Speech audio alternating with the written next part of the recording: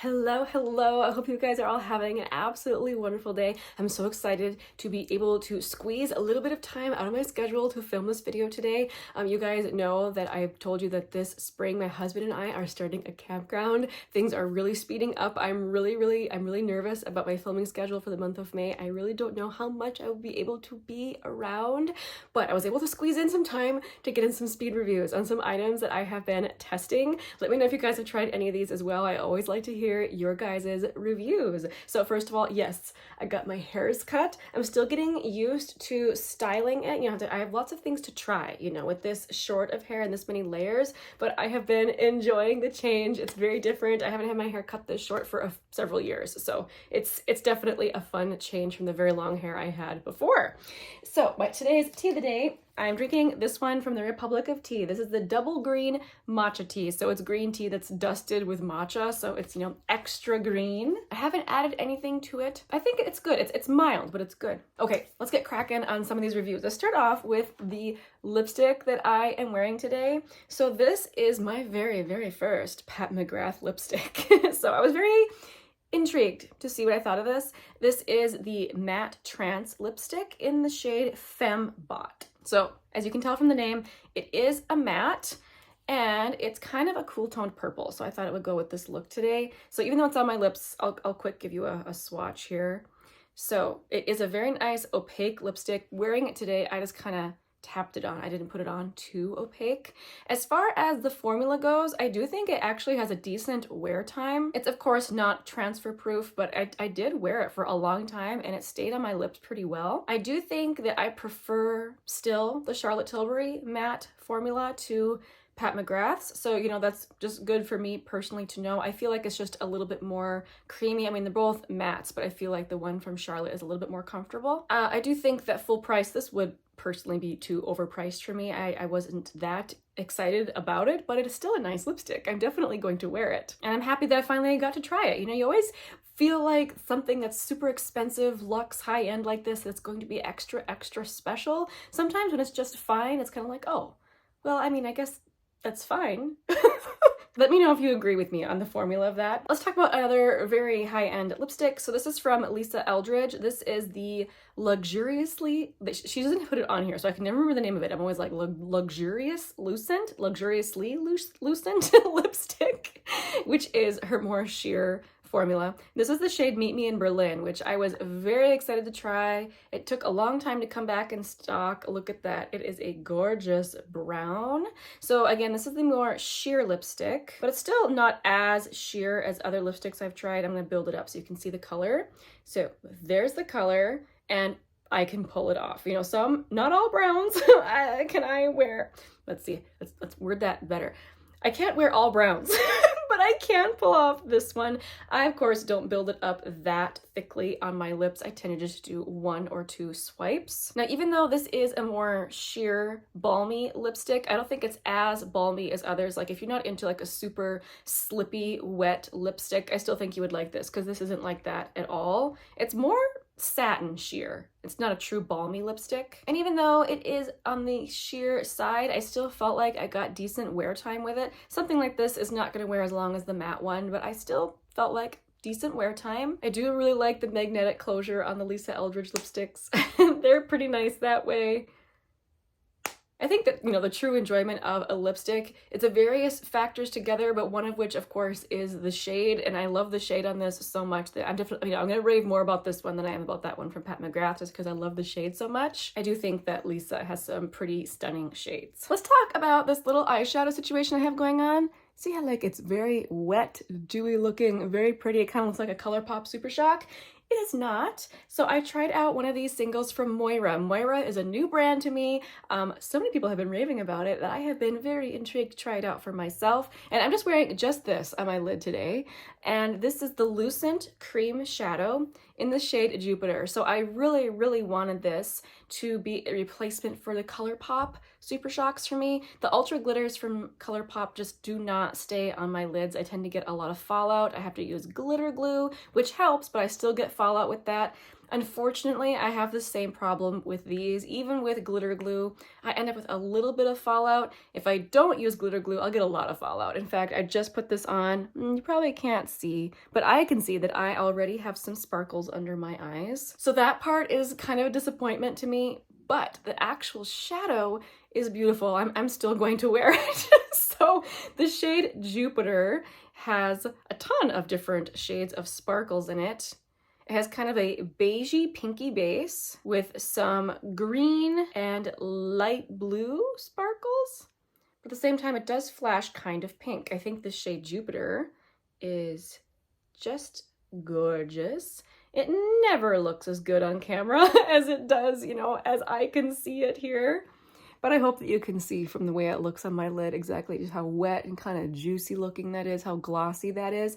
I wouldn't call this like a true cream shadow. It's like, even though they call it a cream shadow, it's more on the dry side of cream shadows. So while I think it's beautiful, you know, it's not perfect. Moira does have a couple other formulas though that I want to try because their shadows just look incredible. Something else from Moira that I tried, I mean, could I resist getting this blush? Look at it. Oh, it is so incredible. Look at the detail on this blush. Holy man. I mean, I knew going into it that I was buying a shade that might be difficult for me to wear, but this was so beautiful that I decided to just go for it. I just want, even if I can't wear it, I wanted to like keep it in my collection just to stare at because it's so beautiful. I try not to do that with a lot of things, but this was kind of just like, oh my gosh, I have to. So this is the shade Morning Sunshine in their signature ombre blusher. Something interesting about this, I've tried this a couple times. I do feel that the top portion is much more hard pressed than the bottom portion. I noticed that when because I was trying to really get all the different colors on my brush when I picked it up, and this picked up really easily, and I actually kind of had to scrub my brush to pick up the yellow, orange, and kind of these lilac shades. And it was especially noticeable when I tried to put it on. This is an incredibly pigmented pink. Really pigmented, guys. So I was careful when I picked it up and I dusted it off a lot on the back of my hand. I was like, okay, do I have any more blush left in my brush? Well, literally even that was too much for my skin. So this is a very pigmented blush. It actually really reminded me of a bright pink eyeshadow I used once as blush when I was doing like an 80s look, and I actually really do like that look on occasion. A very bright pink blush, not an everyday occasion for sure, but I'm actually kind of happy to have this shade in my collection. It's so incredibly vibrant, so incredibly pink. It does fill a void in my collection that I had. Previously, when I wanted that color on my cheeks, I would have to find an eyeshadow, which I actually don't collect that color of eyeshadow either. I dived into my daughter's little stash of play eyeshadows last time. Anyway, so just know this shade, very bright pink. It's mostly this color. I was hoping it would be toned down a little bit with these colors in there, but like I said, since they are so hard pressed, not much picks up on the brush and it ends up being mostly this shade. Obviously the design is an A+. Wow. Something that a friend gave me. So I already have a shade of this. This is from Flower Beauty. This is the Blush Bomb. And this particular shade is the shade Cheeky. The shade that I have, I rave about it quite a bit on my channel. So if you've never heard of this particular blush before, it's a very dewy liquid blush, really juicy on the skin, quite beautiful. But this particular shade, again, from my friend, she didn't like how it looked on herself. She thought it looked kind of muddy on her cheeks, and she has kind of a more medium, more tan skin tone. So I'm like, okay, I'll try it out. So according to the packaging, you'd think it'd be more of a light pink, but it's actually more of a deep cool toned mauve. Check out that color. And you don't need much of this blush. Very pigmented.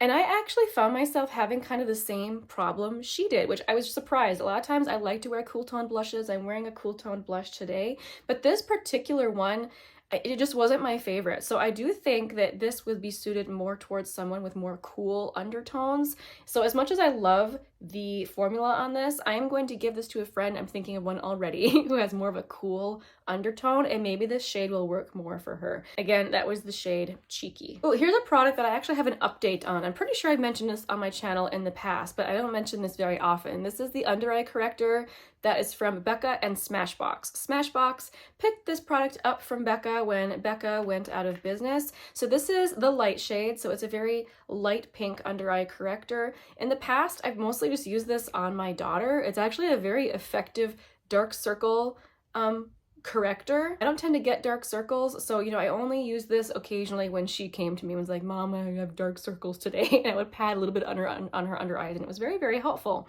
But I saw Jen Phillips talk about how something like this can actually really help kind of a droopy eye situation when you place it on the very outer part of your eye, like right here where I have kind of droopiness going on, and how it kind of brightens it up and lifts your eyes if you have more downturned eyes like I do. And actually, it really works. You do have to use a very, very tiny amount of this. Like, this is a product you can go seriously overboard with because it's so emollient. You just use a little bit of it. The way I like to use it is I put a little bit on the outer corner and a tiny little bit on the inner corner, and it does. It brightens my whole under eye up. I just use a regular concealer in this portion, but then again, just a very small amount. And since this is so emollient, I do tend to set it with a little bit of powder, but I think that it's a lovely product. I'm glad it's still around, and I love that I've now found a way that I like to use it instead of just, you know, having it in my makeup collection for my daughter. Let's talk about a new foundation to my collection. I do not purchase new foundations very often. I only let myself get a couple a year. Well, this is actually my second one that I've picked up this year, so I really shouldn't buy any more this year. But this I tried in a sample last year, loved it so much, and this was on sale, so I decided to grab it. So from Make It Forever, this is the Reboot foundation. It is the foundation that I'm wearing today, and I did take a video of myself applying it so you can see. So this is a more glowy foundation. When I used this last year when my skin was more oily, this was almost overboard. It was almost too much, but it was so beautiful on my skin that I still decided that I wanted to pick it up. However, my skin has been more dry, so looking at it now, it's actually not nearly as glowy as it was when I tried it out last year. Also, using it with a brush can cut down the glow quite a bit. If you use it with a sponge, it will again look more glowy. I am so delighted with this product. Again, it is a very thin product. Oftentimes, what I have found that in many different products, from lip products to eyeshadows to foundations, if something has kind of a thin texture that lays very close to the skin, I find myself to be a big fan. This is that. So this is a sheer but buildable product. Like today, I don't feel like I have sheer coverage on. I would say light, and it's a very forgiving product. Like I said, I have been more dry lately, and this does not make my skin look dry. It does not emphasize dry patches. So if you're someone who likes a sheer foundation, kind of like MAC Face and Body, or you know, any other sheer foundation, I think that you will also like this one. This doesn't exacerbate my acne. I really, really enjoy this one. All right, eyeshadow. Kaja had an amazing sale. I picked up another one of their little stacks. I do really think they have great eyeshadows. So this particular one is in the shade Spiked Ginger. It has 2 mattes and 1 metallic shade. So here are the 3 shades. So, is that shade combination groundbreaking? No, it is not. It is, however, really, really beautiful and very, very wearable. I love the eye looks I got with this.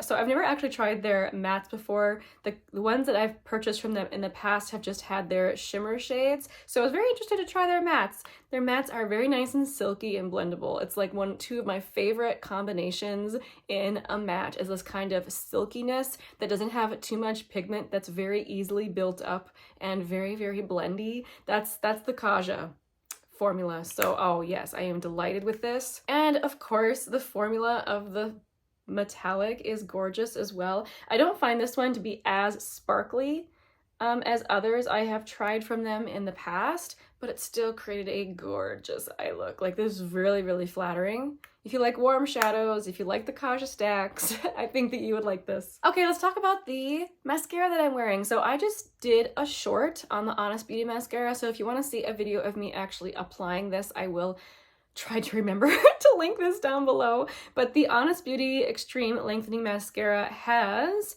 a primer on one side and then the mascara on the other. So they do have the instructions to allow 30 seconds to go by. This is what the mascara wand looks like. Allow 30 seconds to go by after you put on the primer before putting on your mascara, and I have found that to work beautifully. I really like this mascara. I think that it is very lengthening. Check that out. And look how lifted my lashes are. That is something I really noticed with the primer, is that as soon as I put the primer on, it lifts my lashes and they stayed super lifted. That's not something I notice very often because my lashes do have a natural curl. Oh, my cat is meowing. My lashes do have a natural curl to them, so I don't always notice if a mascara is gonna hold a curl or make it extra lifty. If I can find words today. But I really noticed it with this one. So if that's something that you're looking for, you might appreciate this. This is also supposed to be a clean mascara, so you know, if that's something you're looking for, this might be for you. I had pretty good wear time on this. It wasn't perfect. I had a little bit of flaking at the end of the day, but not smudging. I think it's a great mascara. It is a little bit more pricey. I think it's $17.99, but it is, you know, a 2-in-1 product, so that's not that bad. I'm always interested to hear in other people's experiences with mascara because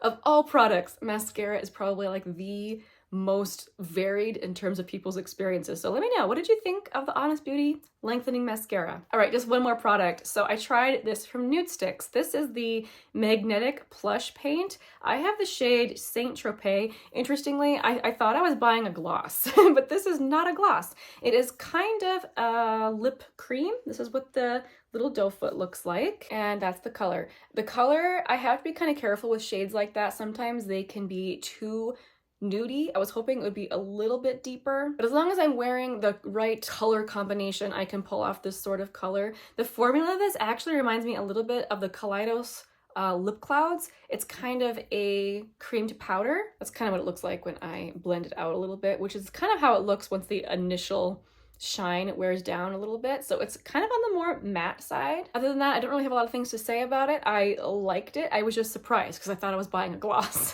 This type of formula does have decent wear time as well. It doesn't wear off as quickly as a gloss, so that's nice about this as well. Okay, I think those are all the products I wanted to update you guys on. Thank you so much for tuning into this video. Thanks for hanging out with me. Thank you guys for always supporting me and my channel. I really do appreciate you. I hope that you are having a great spring.